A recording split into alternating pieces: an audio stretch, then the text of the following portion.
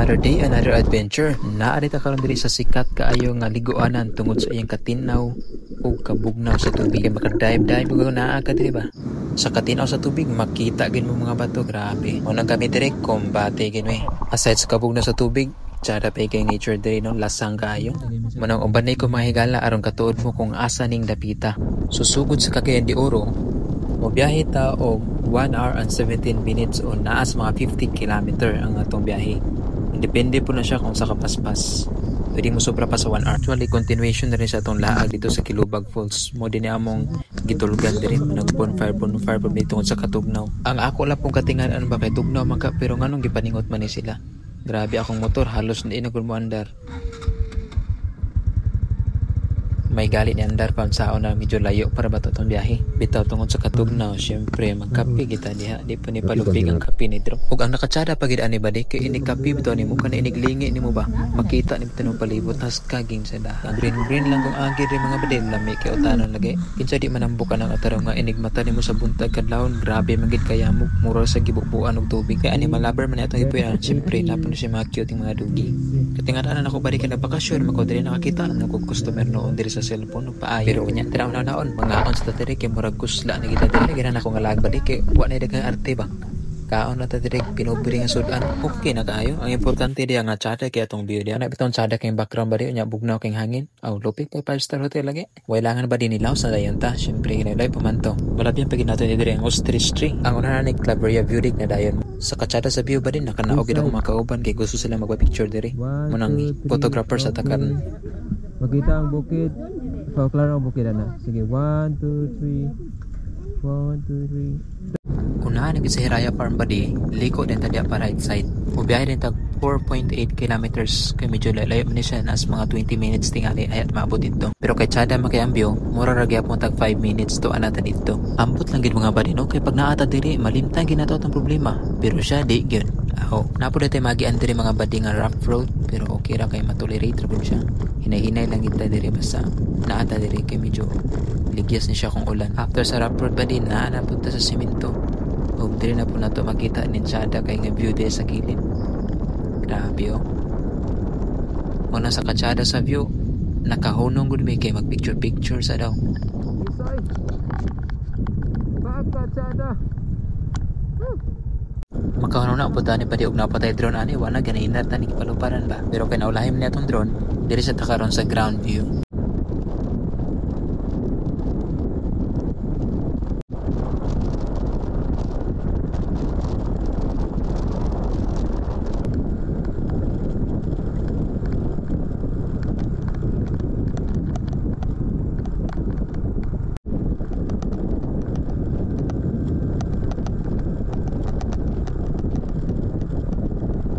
Pag abot nato sa Malitbog, Barangay Quiabo, paliftor na dayon ta napoy signage makita sa kilid.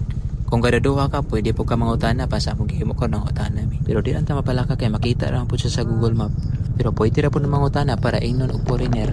Sa digod, makalabay data diri og small barangay sa Barangay Quiabo, Malitbog. Straight na dayon hantod maabot ta dito sa Lirupan River.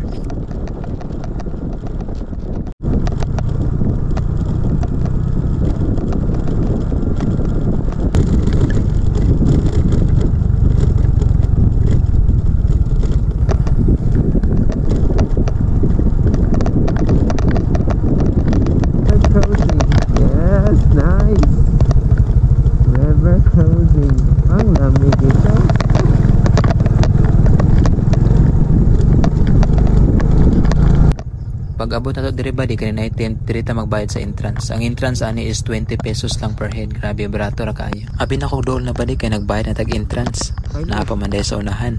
Padayon sa ta.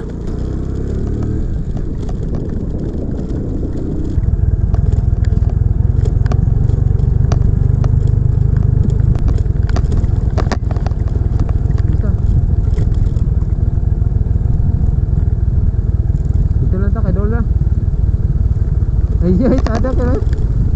River cruising na.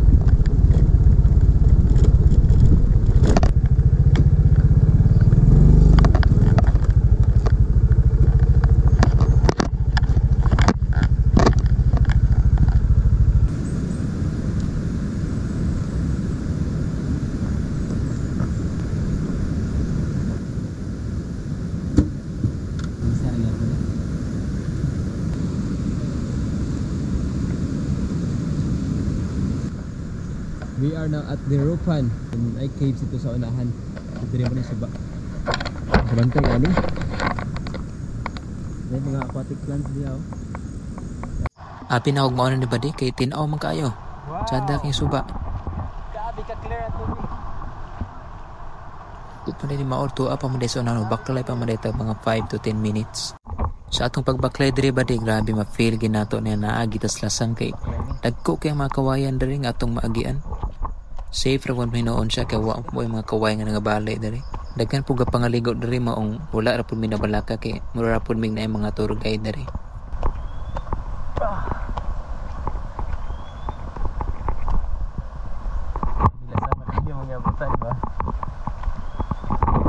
Saan na kayo ni? Oh, hindi ba ito? Hindi ka lang bag. Oh,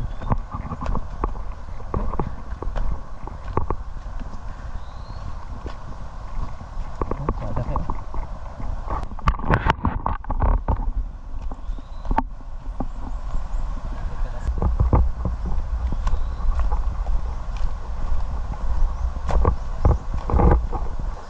Finally naabot ra kita diri badi. Muna lang giingon nga Lirupan River and Cave. So atong atoon ang cave ug hadapita. Apa bridge? Wow. Abang, kakapitan ako sa vlog. Aman. Kato dito sige ito. Grabe ko kawayan, dagko ka kawayan. Wala ka daw, kids. Wala. Sige, picture. 1, 2, 3. 1, 2, 3. Baik. Kamu dua. Sige, ready. 1, 2, 3. 1, 2. Kamu sa Lirupan, makagi mo diri og tulay. Yung bridge nga gamay.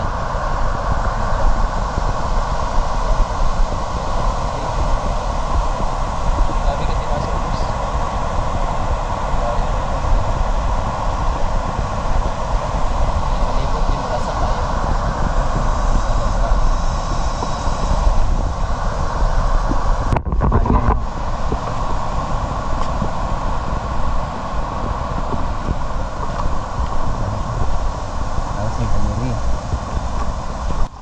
Taas kani ang Lirupan River badi pero mao ni diri nga portion ang ginadayo gid tungod sa katsada sa iyang porma. Mura mo gani siya na mga limestone sa iyang kilid-kilid. Kunya tin-aw kay tubig ani kay duol pa man gani siya sa lasang kaayo. Limpyo kay nga tubig kay gikan pa man gani siya sa mga tubod-tubod. Samot tang mainitan perting tin-awan na araw. Sige pa di ato rin i-feel ang moment diri para ma-feel po yung ambience diri.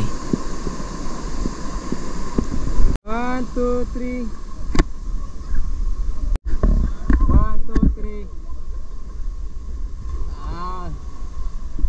Nice.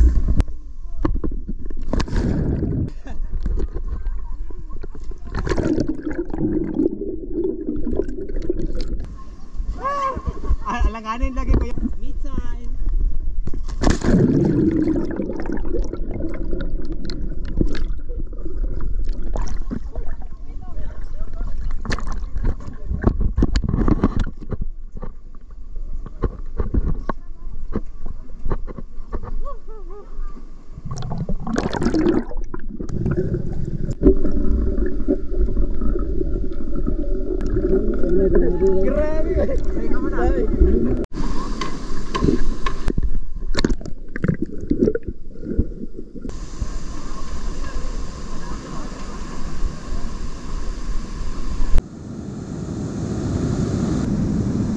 Namin diri sa Lirupan.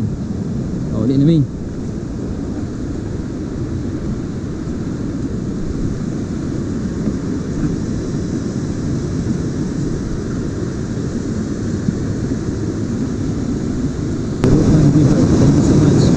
Oh, Kato bang nagkuhan ni?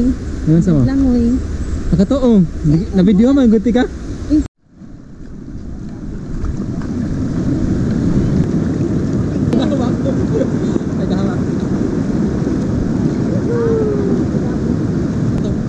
Dili na ti air so verdadero ang katubang kon.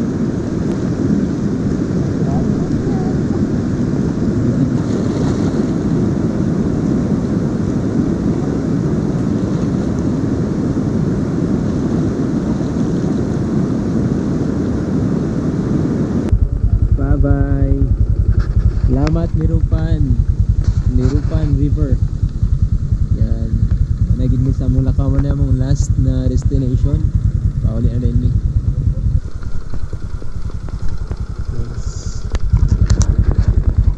Tested yung XRM 125. Sulit.